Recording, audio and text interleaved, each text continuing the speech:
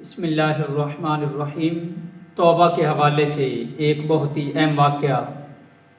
حضرت موسیٰ علیہ السلام نے اللہ رب العزت کی بارگاہ میں عرض کی کہ یا اللہ، میری امت میں سے سب سے زیادہ گناہ گار بندہ کون ہے، مجھے دکھا دیجئے۔ تو اللہ رب العزت نے فرمایا میرے موسیٰ، اے میرے کلیم، کل صبح دیکھنا جو سب سے پہلے آپ کو بندہ نظر آئے گا وہ بندہ آپ کی امت کا سب سے زیادہ گناہ گار بندہ ہوگا، سب سے زیادہ سیاہکار بندہ ہوگا۔ حضرت موسیٰ علیہ السلام جب صبح اپنے گھر سے باہر تشریف لاتے ہیں، باہر نکلتے ہیں، دیکھتے ہیں تو ایک شخص آ رہا ہے جس کے کندھوں پہ اس کا بیٹا بیٹھا ہوا ہے، اپنے بیٹے کو اس نے اپنے کندھوں پہ بٹھایا ہوا ہے۔ حضرت موسیٰ علیہ السلام نے جیسے ہی اس بندے کو دیکھا تو ذہن میں فوراً خیال آ گیا کہ اللہ کی بارگاہ میں عرض کی تھی کہ یا اللہ، میری امت کا سب سے زیادہ گناہ گار بندہ کون ہے؟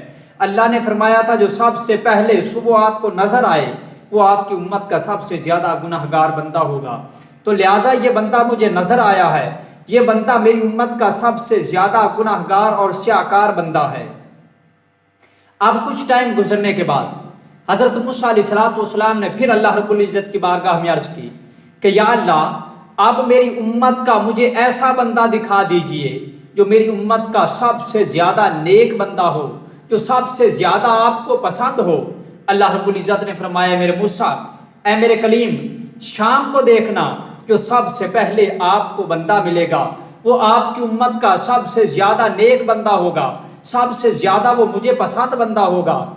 اب حضرت موسیٰ علیہ السلام نے انتظار کیا، جب شام ہوئی تو شام کو کیا دیکھتے ہیں کہ وہی بندہ جو صبح صبح گزرا تھا، اپنے بیٹے کو کندھوں پہ بٹھایا ہوا تھا، وہی بندہ آیا، حضرت موسیٰ علیہ السلام کو آ کر ملتا ہے۔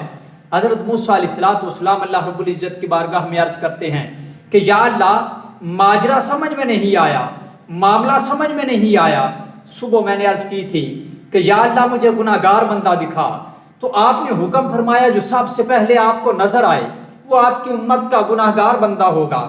صبح بھی یہی بندہ نظر آیا، پھر میں نے عرض کی یا اللہ، نیک بندہ دکھا دے۔ آپ نے فرمایا کہ شام کو دیکھنا جو شام کو سب سے پہلے آ کر آپ کو ملے وہ آپ کی امت کا سب سے نیک بندہ ہوگا۔ شام کو بھی یہی ملا ہے۔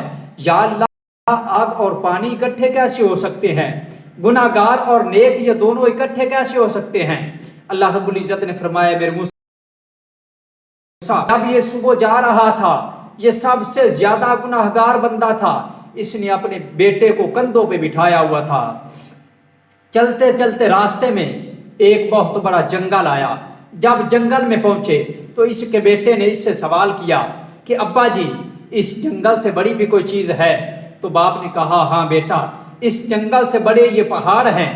اب بیٹے نے دوسرا سوال کیا کہ ابا جی، کیا ان پہاڑوں سے بڑی بھی کوئی چیز ہے؟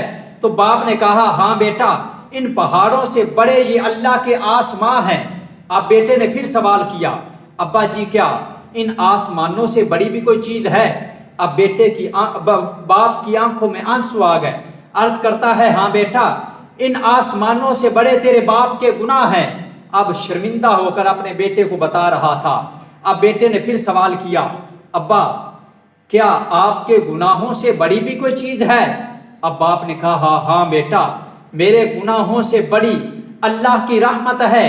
اگر اللہ رب العزت چاہے تو اپنی رحمت کے صدقے میرے گناہوں پہ قلم پھیر سکتا ہے، میرے گناہوں کو معاف کر سکتا ہے۔ اللہ رب العزت نے فرمایا میرے موسیٰ، اے میرے کلیم، میں نے جب اپنے بندے کی یہ بات سنی کہ میرے بندے نے اپنے گناہوں کا اعتراف کیا ہے، اپنے کیے ہوئے گناہوں پہ شرمندہ ہے اور میری رحمت سے نا امید نہیں ہے، میری رحمت پہ کتنی امید ہے کہ اتنے گناہوں کے باوجود بھی اس کا یہ یقین ہے کہ اگر اللہ رب العزت چاہے تو میرے گناہوں پہ قلم پھیر سکتا ہے۔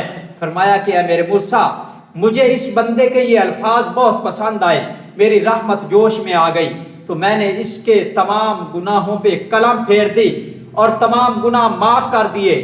صرف معاف نہیں کیے، ان کے گناہوں کو اس کی نیکیوں کے بدلے میں بدل دیا۔ جتنے بڑے بڑے اس کے گناہ تھے اتنی بڑی بڑی نیکیاں دی، اس لیے صبح یہ آپ کی امت کا سب سے زیادہ گناہ گار بندہ تھا۔ اب یہ بندہ آپ کی امت کا سب سے زیادہ نیک بندہ ہے، سب سے زیادہ آپ کی امت میں سے مجھے پسند بندہ ہے۔